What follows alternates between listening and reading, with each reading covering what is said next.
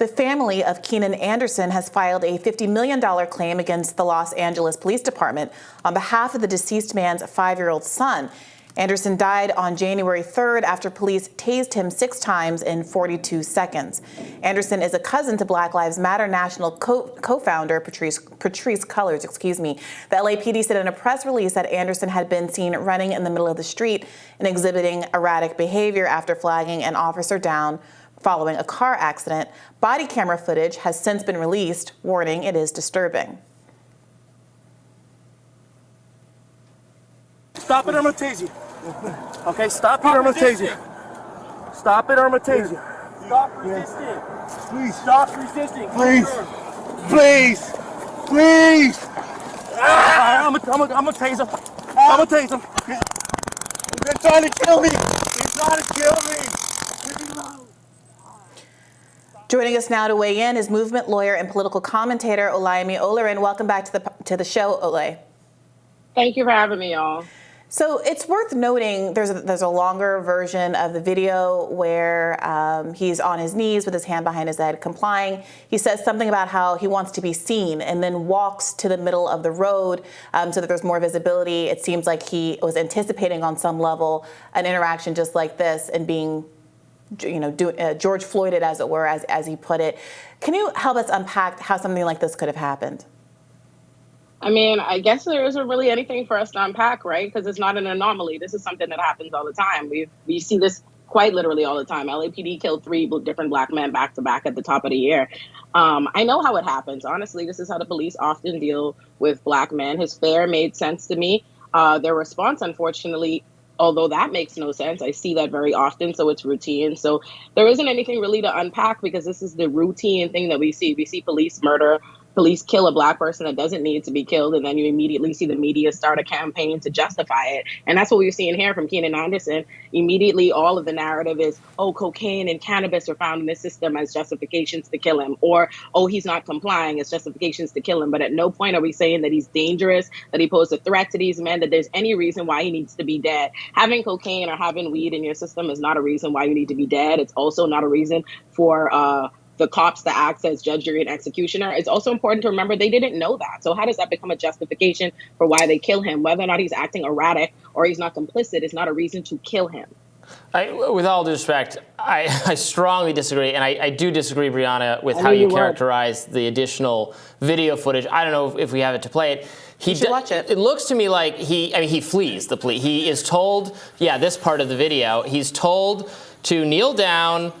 He does, but then he later gets back up, he runs off, he's in, everyone can see him. This police officer who is telling him to do stuff is not aggressive with him, does not treat him aggressively at all. He's running through traffic. I mean, the danger is that he could get hit by a car, he was just in a car crash. He's acting erratically, he did flee the police, they tackle him. I don't disagree with anything the police did at any point in this encounter until I get perhaps they tased him too many times. Well, that's the bit, Robby. Or perhaps when they killed him. That's when you object to when they kill him, but not the actions that lead to them killing him. Robby, we've had this conversation time and time again, and I don't know how to keep explaining it to you. Fleeing the police is not grounds to be murdered by the police. And I need for you to stop creating this world and this narrative that police are above us. And so if we don't respond to their every command, if we have fear, if we have any different dynamic at play, it justifies the abuse. Whether or not he was in an accident, whether or not he didn't comply, whether or not he was running, you have yet to articulate where he posed the danger to them. We're killing him. We're tasing him 6 times as necessary. Everything that you're discussing everything that you're saying is something that could be discussed. If he were arrested, if he were charged with a crime, if he were alive, they could maybe add resisting arrest or something else or have a reason, but nothing you're saying justifies why he's dead. I mean, he did resist. He ran from the police. Wait a minute. No, he didn't. I'm sorry. Him being dead. You can say that it's non-compliant to do what he did, which was to get up after being in the seated, kneeling position and run away across the street. No, he announced, "I'm going to the street because I want to be more visible." We have it on tape. He announced, "I'm going into the street because I want to be seen." He was perfectly visible where he was in the first place. You don't know that. First of all, he was up against. I watched the video. No, he was in the middle of the. He was up against. There were people watching. There are bystanders in that video who say, "We can see you. We can see you," etc.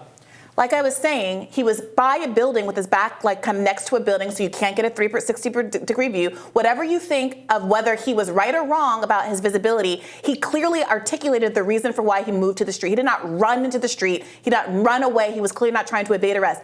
He flagged down the police because he was in a car accident. Exactly. Stop trying to project this idea that he's a criminal trying to escape the cops. He's the one that called on the police to be on the scene. And that's then, very important. Whatever you think about whether he should have been more or less compliant, he announced his intentions clearly, moved into the street, kneeled, and was on the ground. And at that point, while he was on the ground, we hear him saying, "You're going to George Floyd me. You're going to George Floyd me." The police says, "I'm going to tase you. I'm going to tase you." And then the police, they don't tase him once to subdue him.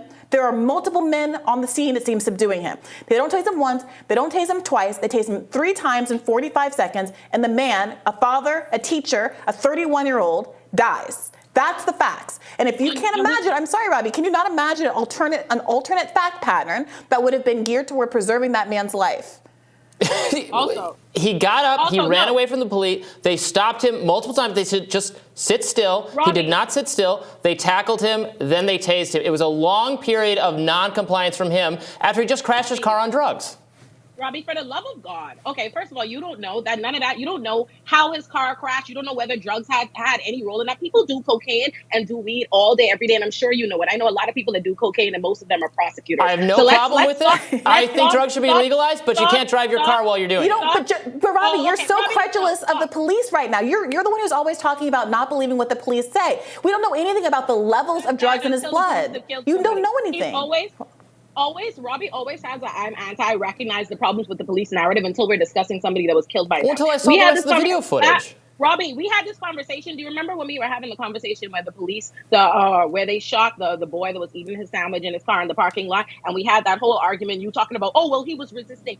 We need to keep having a conversation about lawful arrest. You cannot say, if we don't know what the grounds are for the lawful arrest, he approached the police. They weren't arresting him. There was no probable cause or anything like that. He approached them for help. So how is it so that he initiates this interaction with them because he needs help? And then somehow his turning away from that situation when he realizes he's being criminalized, when he realizes he's in danger because he wants to be more visible, now that's justification. He's resisting the encounter that he initiated. So now that's justification for what I read is that someone else flagged down the police on his behalf because he crashed his car. Maybe that's wrong. I don't know. That's not what I read. You didn't read that. And I think we have the video. We have the extended video so people can make up their own mind about what happened here. Let's take a look.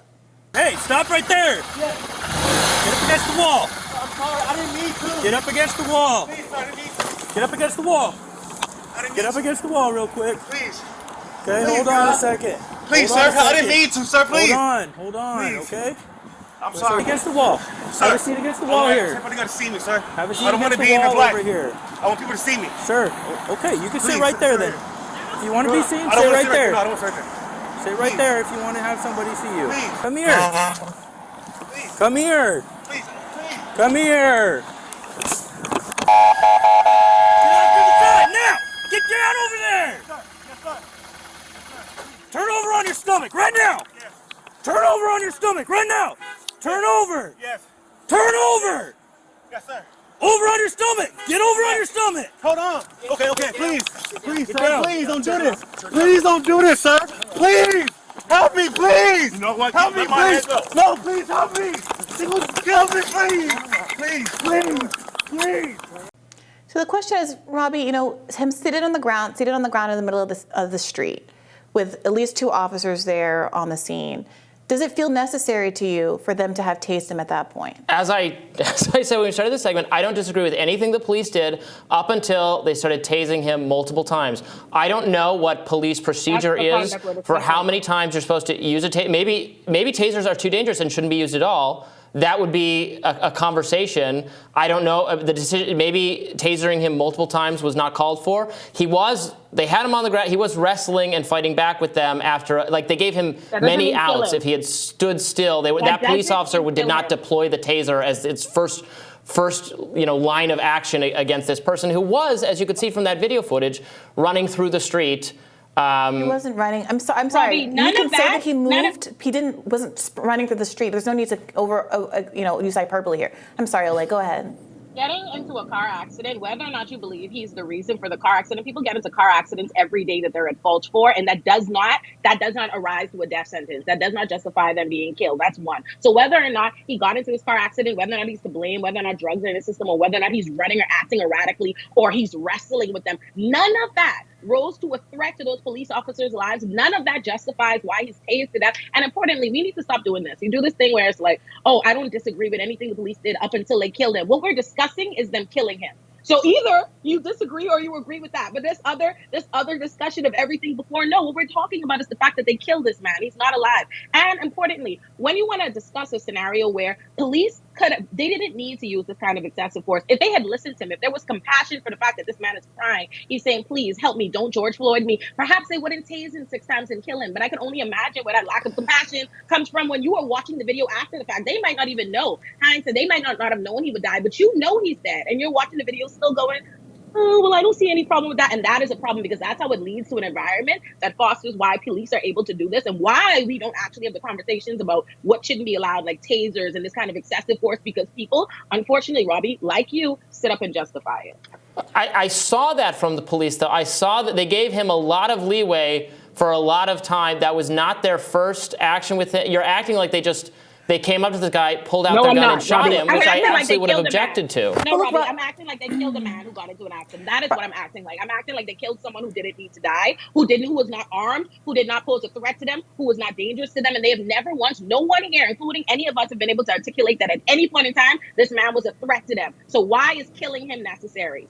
Yeah, Robby, it seems to me like you are agreeing that the force that was used that resulted in this man's death was obviously disproportionate, wrong, and likely illegal. We'll see what happens with this lawsuit. I don't know if it's illegal or not. I don't know what the protocol for using Taser is. Hold on.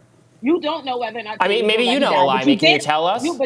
Yeah, it is excessive force. It's very much so excessive force. So regardless, I just want to point this out. When we talk about his death, you don't know whether or not that's illegal. You don't know whether or not the excessive force that we've discussed numerous times is legal. But you do seem to know that he is responsible for this car accident, that cocaine and weed caused that. Please stop acting like you have all the facts and you know everything when it comes to vilifying and holding the person that's been killed by the police responsible. But suddenly you need an investigation and you throw your arms up when we're talking about what the police did, which is the subject here, that this man is dead. The police's conduct is who we're discussing, not his.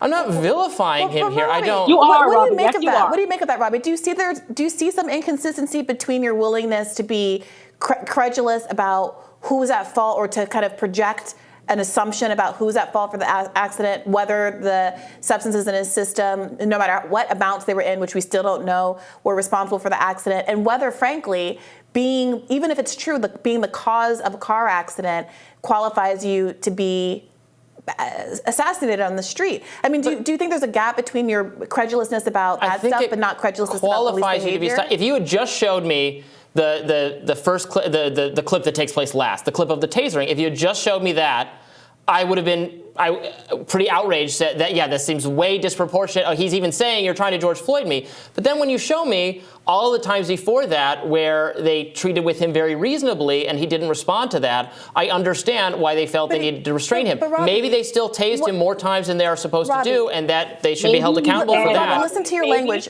Wait a second. Listen to your language. There's what happened and what didn't happen. He did not respond to the police. We saw him. We all three sat here and saw him kneeling with his hands on his head in front of a building.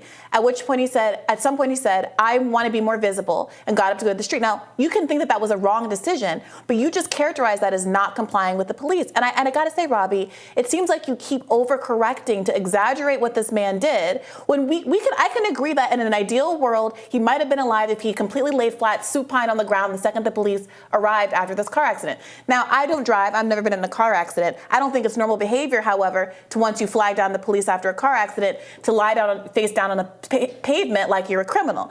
However, I can acknowledge that perhaps in that world where he did that, he might be alive. But that's not the question. The question is the obligation of the citizenry to have such a relationship with a hostile, murderous police force that is the way you have to behave to guarantee that you're not going to die in a situation where you were simply in a traffic accident? I mean, it was his actions that led to that as much as the police actions. If he could have kneeled which he did, and then he ran off again. I mean, it's not. I don't think I don't have any problem. Viewers are going to have to make up their own minds, I guess. Watching how the police handled him up until the point of the tasing, I don't think most people would disagree that they were would think they were handling that the wrong way. Maybe people feel differently. I don't think most people like you would have a problem with Robby, and I think that's very important. Like, let's make that distinction. Most people like you would have a problem with that. Well, I don't know what that means. What do you mean by that, Olay? I do. Because this is the conversation we repeatedly have. It's very clear. Robby never wants to make this position known in the sand. I've come up to talk to y'all about repeated people that have been killed by the police. And I don't know one time Robby has had sympathy for the person. In every scenario, we start doing this nimble gymnastics and justifying the murder of this person. And never is a conversation about what the police did wrong or a need to justify. Because at the end of the day, you're saying, oh, I don't have a problem if he hadn't done what beforehand. There is no rule of law. The law is not that if you don't comply with the police, if that you resist the police or that you're afraid of the police or you don't follow their protocol the way that they would have it, or you don't subject to being criminalized the moment they choose to criminalize you. Because again, an important distinction is he flagged down the police for help. He was not a criminal they were seeking out additionally. I mean, you're trying to portray me as a very, there are many examples, there are many videos where I see police, I see police misconduct, and I think it is misconduct because I think the things they ask the people to do are unclear, or there's so many no-knock raids in the middle of the night where the person is disoriented and confused. So let me clarify. A lot of examples of me thinking the police are handling things badly, to be clear. Let me ask you this one last question, Robby. Even if you think that Keenan Anderson did something wrong in his behavior, isn't the evidence of him having been killed with excessive force, it seems 6 tasings in 45 seconds.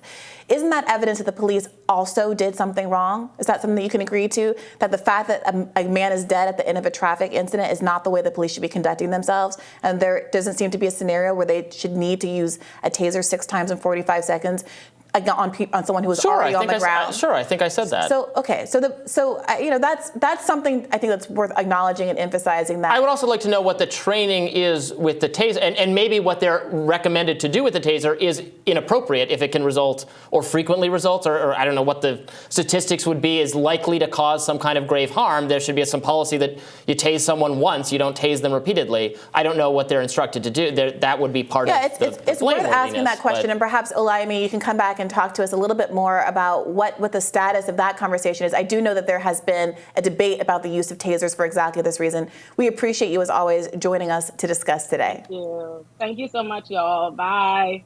All right, and we'll have more Rising for you right after this.